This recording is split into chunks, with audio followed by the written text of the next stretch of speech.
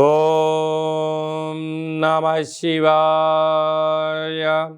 ఓం నమో నారాయణాయ. ఓం శ్రీ నరదృష్టి నివారణ కాళభైరవాయ నమో నమః. ఓం దాశరథాయ విద్మహే సీతావల్లభాయ ధీమహి తన్నో శ్రీరామచంద్ర ప్రచోదయాతు. హరి ఓం. మా ఛానల్కి స్వాగతం.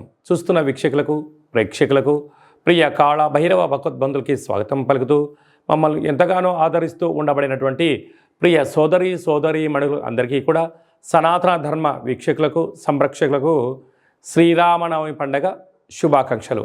అందరము రామనామాన్ని జపింపచేద్దాం, ధర్మాన్ని కాపాడుకుందాం, ధర్మబద్ధమైన జీవితాన్ని పొందుదాం. అయోధ్యలో రామ విగ్రహ ప్రతిష్ఠ అయిన తర్వాత మొట్టమొదటిసారిగా జరుగుతూ ఉండబడినటువంటి శ్రీరామనవమి కనుక రాబోయే కాలంలో మనం అందరము కూడా అయోధ్య వెళ్దాం, రాముని దర్శిద్దాం, రామతత్వాన్ని మనము తెలుసుకుందాం. 16వ తారీఖు 4వ నెల 2024 నుండి 30/4/2024 వరకు పుట్టినటువంటి వారందరికీ కూడా ముందస్తుగా జన్మదిన శుభాకాంక్షలు. గతంలో వివాహం చేసుకున్న వారికి వివాహ వార్షికోత్సవ శుభాకాంక్షలు. ద్వాదశ రాశుల్లో గ్రహ గమనాన్ని ఒకసారి వీక్షింపచేద్దాం. మేషరాశిలో రవి మరియు గురు సంచార స్థితి, కన్యరాశిలో కేతు సంచార స్థితి, కుంభరాశిలో కుజుడు మరియు శని సంచార స్థితి, మీనరాశిలో బుధుడు శుక్రుడు మరియు రాహు సంచార స్థితితో ద్వాదశ రాశుల్లో గ్రహ గమనాలు ఈ విధంగా ఉన్నాయి. కర్కాటక రాశి వారు చైత్రమాస పూర్ణిమ సందర్భంగా ఎలాంటి విధి విధానాలు పాటించాలో ఈ వీడియోలో సవివరంగా సంపూర్ణంగా తెలుసుకుందాం. కర్కాటక రాశిలో ఏ నక్షత్రాలు వస్తాయనగా పునర్వసు నక్షత్రంలోని చివరి పాదమైన 4వ పాదము, పుషమి నక్షత్రంలో 4 పాదాలు, ఆశ్లేష నక్షత్రంలో 4 పాదాలు కలిపితే కర్కాటక రాశి.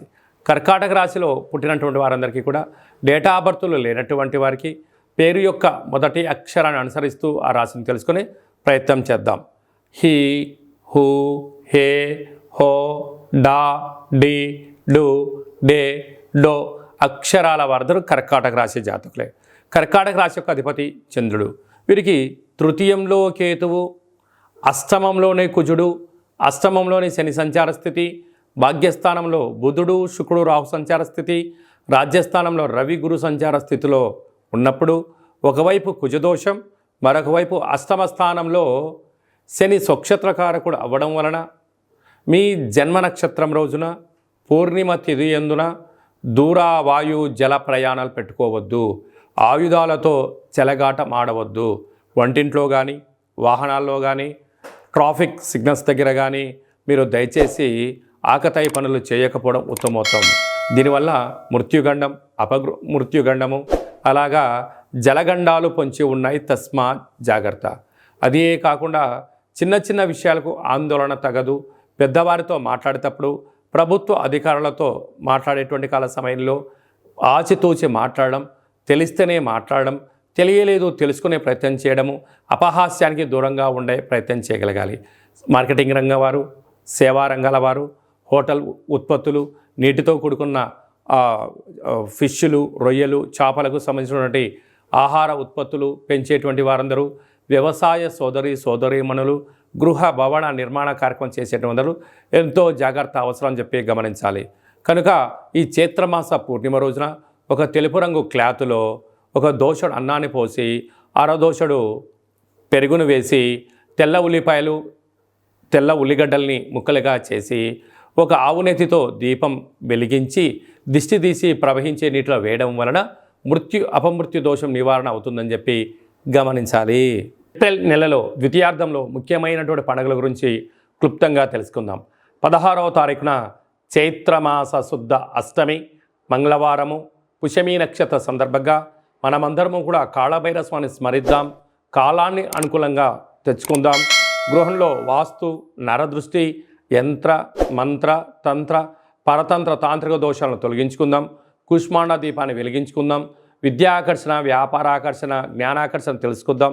అలాగనే కాళభైరవ స్వామి యొక్క స్మరణ చేయడం వలన అష్ట కష్టాలు తొలగిపోయి అష్టైశ్వర్యాన్ని కలుగుతుందని గమనించాలి. మీకు ఇంట్లో చేసుకోవడానికి కుదరకపోతే ఈ కింద మనం సంప్రదించినట్లయితే మన యొక్క దేవాలయంలో కాళభైరవ స్వామి యొక్క పూజా కార్యక్రమాలని మీకు ప్రత్యక్ష ప్రసారంగా కూడా చూపించడం జరుగుతుంది. కనుక మీరు పూజా కార్యక్రమంలో పాల్గొనాలి అన్నట్లయితే మీ యొక్క గోత్రనామాల్ని వాట్సాప్ చేయగలరు. అలాగనే మనకు 17వ తారీఖున శ్రీరామనవమి కనుక మనమందరము కూడా శ్రీరామస్వామి వారి యొక్క కళ్యాణంలో పాల్గొందాం. అక్షంతల్ని తలంబ్రాలని మనం తలపైన వేసుకుందాం. అష్ట కష్టాలని తొలగింపచేసుకుందాం. 23వ తారీఖున చైత్రమాస శుద్ధ పూర్ణిమ చిత్తా నక్షత్ర సందర్భంగా మన తెలంగాణ రాష్ట్రంలో ఉండబడినటువంటి మినీ అమర్నాథ్ యాత్ర అని చెప్పుకోబోతున్నటువంటి మనకు సలైశ్వర క్షేత్రాన్ని దర్శిద్దాం, స్నానం చేద్దాం, గ్రహ దోషాలను తొలగించుకుందాం, ఆధ్యాత్మిక యాత్ర చేద్దాం, స్వామివారి ఆశీస్సులు పొందుదాం. ఇంకనూ ఈ ఏప్రిల్ నెలలో ద్వితీయార్థంలో ఇంకనూ విజయం సాధించగలగాలి అన్నట్లయితే ఈ యొక్క పాత్ర కంచు పాత్ర అంటారు. అంటే మనకు రాసులు 12 ఎలా ఉంటాయో, లగ్నాలు 12 ఎలా ఉంటాయో 12 రాసులు ఇందులో అచ్చు వేయడం జరుగుతుంది. ఈ యొక్క పాత్ర కంచు పాత్ర అవ్వడం వలన ఇంట్లో ఉదయము సాయంత్రము పూజ చేసిన తర్వాత శబ్ద తరంగాలను సృష్టించడం వలన అద్భుతమైనటువంటి ఆకర్షణ కలుగుతుందని చెప్పి గమనించాలి. ఒకసారి చూద్దాం.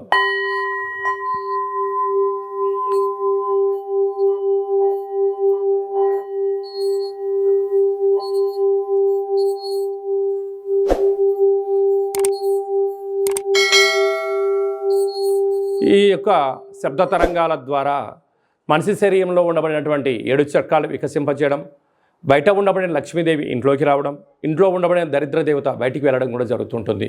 విద్య, ఉద్యోగ, వ్యాపార సకల జన ఆకర్షణ కలిగి మనం ఏదైతే అనుకుంటామో అది విజయం సాధించడం జరుగుతుంది. ఈ అక్షయ పాత్రతో పాటు ఒక కాళభైరవ స్వామి యొక్క పిరమిడు, డాలరు, కంకణము, కాళభైరవ హోమ కార్యక్రమాన్ని మీకు లైవ్ కూడా చూపించి గోత్రనామాల ద్వారా పూజ చేయించి మీకు ప్రసాదంగా ఏర్పాటు చేయడం జరుగుతుంది. ఆసక్తి గలవారు ఈ కింద నెంబర్ని సంప్రదించగలరు. అలాగని మీ వ్యక్తిగత జాతకం తెలుసుకోవాలనుకుంటున్నారా? మీ యొక్క పేరు, తేదీ, నెల, సంవత్సరం, సమయం రాసి వాట్సాప్ పంపించినట్లయితే 100 సంవత్సరాల జాతకాన్ని వ్రాసి పంపించి మీరు పుట్టినప్పుడు గ్రహ గమనాలు ఎలా ఉన్నాయి, ప్రస్తుతం ఎలా ఉన్నాయి, రాబోయే కాలం ఎలా ఉండబోతున్నాయో సవివరంగా తెలియజేయడం జరుగుతుంది. అలాగే మన దేవాలయంలో మన యొక్క జ్యోతిషం చెప్పించుకున్న వారందరికీ కూడా కాళభైరవ స్వామి వారి యొక్క అర్చన అభిషేక కార్యక్రమాలు కూడా ఉచితంగా కూడా చేయించడం జరుగుతుంది. అలాగనే చాలామందికి పుట్టినటువంటి కాల సమయంలో డేటా బర్త్లో లేనటువంటి వారికి మీ పేరు యొక్క మొదటి అక్షరాన్ని అనుసరిస్తూ రాశిని తెలియజేస్తూ అలాగనే రమణ శాస్త్రం ద్వారా అనగా కాళభైరవ ఉపాసన చేత భూత భవిష్యత్ వర్తమానాన్ని గవళ ద్వారా తెలియజేయడం జరుగుతుంది. ఆసక్తి గలవారు ఈ కేంద్రమును సంప్రదించి అపాయింట్మెంట్ తీసుకొని సంప్రదించగలరు. మీ డేటా బర్త్లను వాట్సాప్లో పంపించగలరు. అలాగనే మీ అబ్బాయికి కానీ అమ్మాయికి కానీ ఎంత ప్రయత్నం చేసినా వివాహం అవ్వడం లేదా, ఎందుకు అవ్వడం లేదు, జాతకంలో ఎలాంటి యోగాలు ఉన్నాయి, జాతకంలో ఎలాంటి దోషాలు ఉన్నాయో తెలియజేయడం జరుగుతుంది. వచ్చినటువంటి వధువు వరుడు యొక్క జాతకంలో గ్రహ గమనాల యొక్క పరిస్థితులు బట్టి వీరిద్దరి వివాహ తదనంతరము సంతానము, విదేశానము, రాజసన్మానము, రాజయోగాలు కూడా తెలియజేయడం జరుగుతుంది. అలాగే మీ ఇంట్లో తరచుగా భార్యాభర్తలు గొడవ పడడం కానీ, ఇబ్బంది పడడం కానీ, ఒకరిపైన ఒకరికి అభిప్రాయాలు సక్రమంగా లేనటువంటి పరిస్థితులు ఉన్నట్లయితే మీ యొక్క ఇరువురి పేర్లను పంపించగలిగినట్లయితే జాతకంలో ఉండబడిన దోషాలను గమనించి చిన్న చిన్న రెమెడీస్ ద్వారా మీరు పార్వతీ పరమేశ్వరులాగా కలిసి ఉండేటువంటి సలహాలు సూచనలు కూడా ఇవ్వడం జరుగుతుంటుంది. అలాగనే మీకు పుట్టినటువంటి పిల్లల యొక్క డేటా బర్త్లు పంపించినట్లయితే నామ నక్షత్రం ఏది పెట్టుకోవాలి, ఏ మాసంలో ఎలాంటి పేర్లు పెట్టుకోవాలి, వారి యొక్క విద్య, ఉద్యోగము, తదుపరి భవిష్యత్తును కూడా సంపూర్ణంగా తెలియజేయడం జరుగుతుంది. కనుక అపాయింట్మెంట్ తీసుకొని సంప్రదించగలరు. అందరికీ శుభం, జయం, లాభం కలగాలని కోరుకుంటూ ఆశీర్వచనం.